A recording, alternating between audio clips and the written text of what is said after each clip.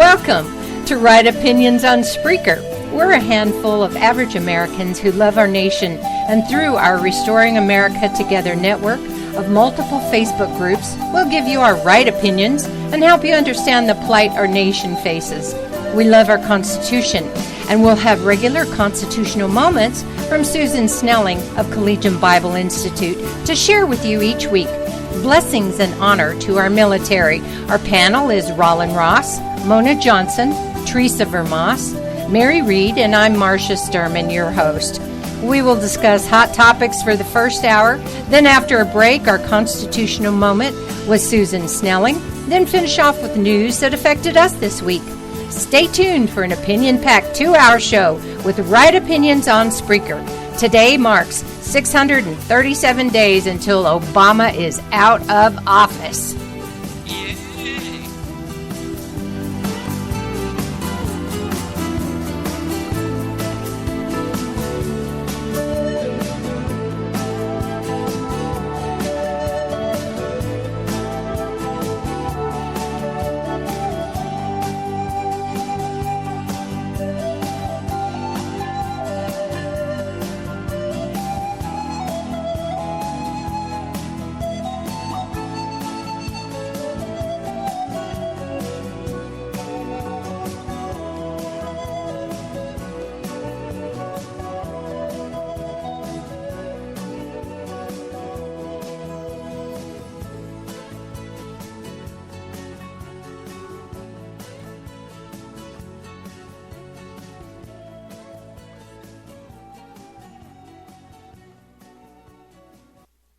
Well, here we are on Right Opinions, and we're glad you're with us today.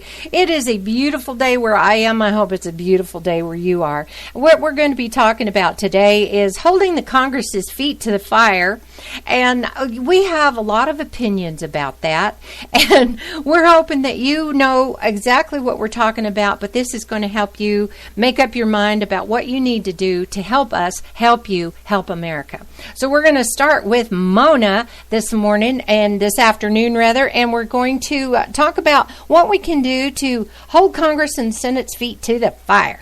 All right, Mona. Well, other than carrying a big torch, lighting a match, and running up there with anger in your mind, I don't really know what we can do with these people other than just keep monitoring them and keep fighting them every time we get a chance.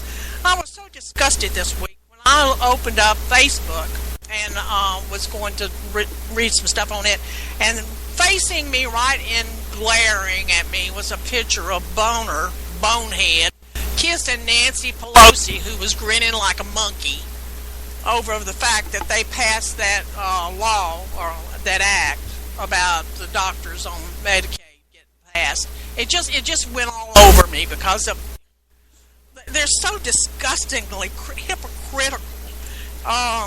The other thing is when I was reading about Mitch McConnell, our wonderful leader in the Senate, who has taken Harry Reid's place in power and glory, he, had cut a deal that if they worked together to pass the act on, or the law, I don't even know what they call these things anymore, they so seldom do anything, but on the Sexual Trafficking Act, if it got that passed, then he would support that woman that's up to take Holder's place today. They're voting on that today.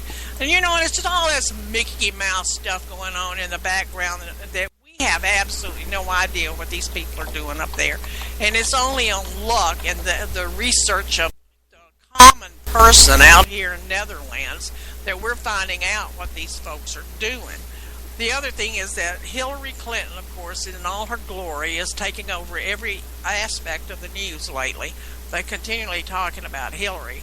The problem I've got with Hillary is all of us know that Hillary is a buffoon. She's a liar. She's crooked. I mean, she stole the people's silverware right when they left office. She thinks she's above reproach and above the law and can do anything that she wants to do, and she can get away with it, and obviously she can, she and Bill. And I just think that there's something going on that we, the people, do not know. All this coming out about her and her acts while she was Secretary of State and all the deductions and money that was given to their what are they for not for profit or whatever they got. Anyway, all that coming out now. This is 2015. You know, the election is not until November of 2016. The American people have very short memories. I think they're either clearing the cobwebs out and getting all the scandals out, so that by the time the election comes, people will say, oh, that was back then. That don't mean anything now. That's old news. I mean, that's the way the American voter tends to think. The other part of it is that there's a possibility that Hillary, she is such an egomaniac that I can't see that somebody would be able to control her like they can control Obama. And I think that it's possible that Soros or somebody like that is not going to back her and is trying their best just to knock her out of the race so that they can get somebody else in that they can easily control. There's something going on. I don't know what. I don't know whether or not it's that Obama really is going to try for a third term and really does believe that he can manage to pull that, and it's quite possible with the shenanigans going on in the country that he could do that by manipulating the votes. I don't know if what's going on, but there's some reason why all of this Hillary garbage is coming out now. I'm not going to pay any attention to it, but the one thing I would suggest everybody do is that keep a copy and a record of everything that they're bringing out so that come November we can bring it up again and pound it. Other than that, there's just... Our DEA chief is not going to resign until mid-May, and of course she's retiring, so she's not resigning, so I'm sure that means that she will go with full benefits. And of course, you know, she's exempt from a lot of the boundaries that are put on other employees because she was officially appointed. You know, the problem with what's going on with the VA and with the Secret Service and with all this kind of stuff is actually the Civil Service Act. That's the problem. I got tied up with that stuff when I was head nurse with a VA hospital and trying to clean up employees that were just not quality and were doing all kinds of horrible things, but they were members of the union, and I was told that I couldn't do it because I was their manager and that they were had all the protection. I said, well, what about me? And they told me, you have none. So that act itself needs to be cleaned up, cleared up, and everything. I don't think it's been changed since Jimmy Carter. Well, Jimmy Carter, I mean, those years were just wonderful years. So anyway, that's what I've been looking at. There's just so much junk going on right now with everything hitting us that it's hard to say. One thing I will say, I want to wish Queen Elizabeth a belated birthday. She turned 89 on the 21st of this month. She's the oldest reigning monarch, and she's the second longest reigning head of state in history. And she's a woman to be admired for her longevity, if nothing else. Of course, I'm an Anglophile, so I really do love the royal family. We've got one I don't love. Go ahead. Do you think we have one that we don't love? You think? All right, Rowan, what do you say?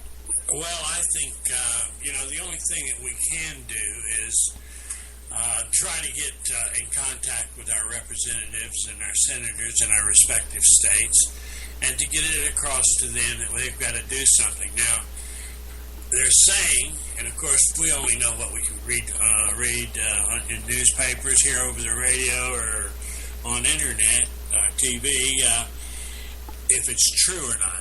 I have no way of really evaluating that our Congress is really trying to pass some bills and get things through because they realize that come election time, if they haven't, they're going to be in big trouble. Which leads me to the point I want to make is that we're going to be pretty, from what I can understand and read and we're going to be pretty right as far as the House is concerned. But the Senate is in real question, and we cannot afford to lose the Senate. And we're spending all our time talking about Hillary and the presidential election, and it's really too early, as we all agree, to be talking about presidents when we don't even know who's going to be running. There's only been 3 or 4 that's, said that they would be running. So, hopefully in the next couple of weeks we'll know what the true picture. But we have in our Senate a big problem. And the big problem is that there's 34 seats open. And 24 of those seats are Republican. And in some of those states are states that Obama won. So they're on the fence of what to do. So we need to really, people, check into your states to see who's running for your Senate. We'll be publishing the states that will have elections for senators, and we really need to watch our Senate, because if we don't get the Senate, then they can block every bill that the House puts through, and it won't get to the president's desk. And so that's the main thing we got to be watching. But I can't overemphasize, we think we're not doing any good. But you know what? If enough people get in contact with the representatives and their senators, it's going to wake them up, because they're not all fools. They're not all assholes. Pardon my language. Some of them are good people, and they care about their country. And of course, there's a lot there that don't, and that's why we want to get a change of election, get changes in our election. So I would encourage everybody to do that, and keep in mind, we got 34 seats open, and 24 of them are Republican, and some of them are Obama's, or he won. So the effort that each of us put in our states, it doesn't have to be a lot, just a little bit. Even if you contact their headquarters and, spend 15 minutes a week doing something, it'll be a help. So that's what I have to say about our Congress and what's going on there. All right, Teresa, you follow up next. Okay, well, I just want to tell you that I just got a news alert on my phone, and they just confirmed Loretta Lynch as the Attorney General. And I am kind of horrified, because the Republicans could have blocked it if they chose to, and they did not. 7 Republicans voted for her. They are Orrin Hatch of Utah, Lindsey Graham of South Carolina, Jeff Flake of Arizona, Susan Collins of Maine, Mark Kirk of Illinois, Rob Portman of Ohio, and Kelly Ayotte of New Hampshire. And I've been encouraged and discouraged since the elections. I thought it seemed like they were trying to get some things going, and other things, it doesn't seem like they are. And just on this, those 7 Republicans voted to allow her to come, be the nominee, and look at her record. She is already said that she will allow and continue with Obama's amnesty, which is unconstitutional. And we have another Attorney General that is not going to follow our Constitution and is not going to enforce it. And that just really discourages me. I think Roland is right. We need to stay on our reps, watch what they're doing, don't just listen to what they say. Mark Rubio came out, he will not repeal Obama's first amnesty, the child, I can't remember the name of it now, darn it, but the one for the children that came over as youth, he would not repeal it, and he didn't think that it was more important